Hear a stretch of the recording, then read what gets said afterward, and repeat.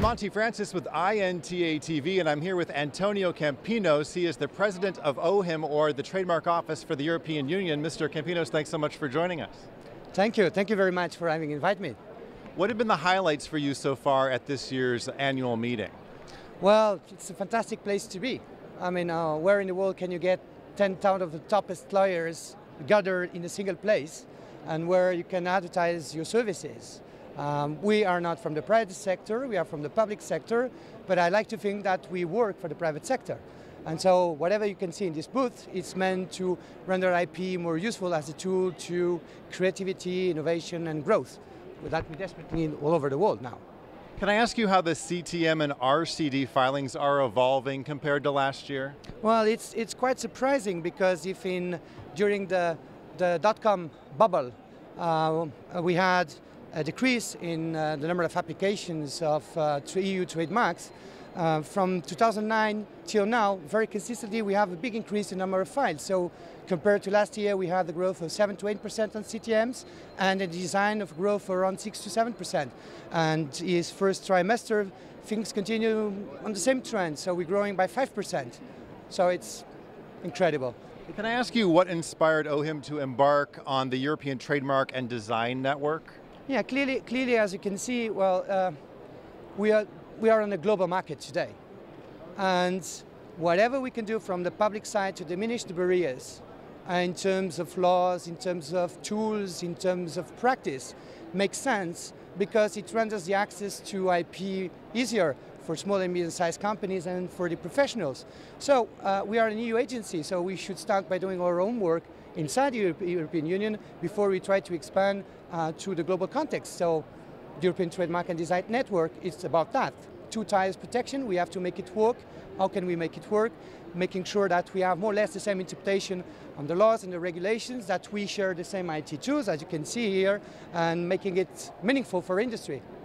What benefits do you see attending this conference with your other European colleagues? Well, like I said, 10,000 professionals, the biggest companies in the world are here. I mean, they represent, millions and millions of jobs.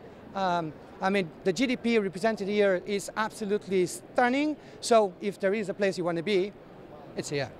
Can you tell me about the Cooperation Fund and the Convergent Program initiatives? Are you expecting to see some tangible results from those? Well, actually, you can see by yourself there. We have already some tangible results. Let me just explain to you what is the Cooperation Fund. Please. So the Cooperation Fund is today 19 running projects, running from the creation of databases, IT tools such as TMView.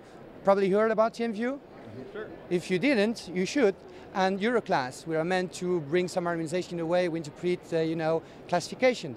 And 19 projects, 50 million euros, 27 EU member states, plus WIPO, plus EPO, plus Switzerland, and other countries coming from the outside, participating in building up incredible new generation of tools. So that's the Cooperation Fund, 200 persons working, coming from the Users Association, from industry, national offices, and from the OHIM. And probably before this summer, we will double the number of persons working with us in the creation of these tools. This will amount to more or less 600 persons. So this is really a new office inside the office. It's the Office for Harmonization. Can you also tell us about the Observatory on IP infringement? The work is underway to establish it. How are the preparations going? Well, it's a lot of work, believe me. First, I would like to make a remark. To get fast, user-friendly registration, it's very important. If IP is to serve its purpose, to protect innovation and creativity. But that's one side of the coin. The other side is, what use you have on the registration if it's not enforced? So, it's kind of logical that when you talk about IP, you talk on the first tab on the registration area and on the protection as well. So that's why we welcome very much the decision taken by the Council and the Parliament to transfer the observatory to the OHIM. As to the preparations, we need to await for the formal decision to be published in the official journal, the transfer to be legally binding, and from day one we will launch a massive consultation towards our stakeholders and openly to the world, asking basically, what do you want us to do with the observatory? What should be our main goals? What should be the line of actions? Of course, within the legal framework, which is the one set in the regulation. What kinds of long-term results are you expecting to see? Well, one thing that I think that we should focus first is to stop a little bit and try to understand what's happening. I mean, things have changed in the recent 2-3 years. We have recent laws in the US, we have an international treaty in the EU, we have new political parties that are springing everywhere in the globe. So I think we should stop a little bit and try to understand what's happening through this internet. Everything is getting very fast. So, but we need to stop a little bit and to reflect. So, first thing we need to do is more or less what the US did with the release of this very important study that brought two important figures in terms of what do IP represent in terms of growth and in terms of jobs. The numbers are absolutely astonishing.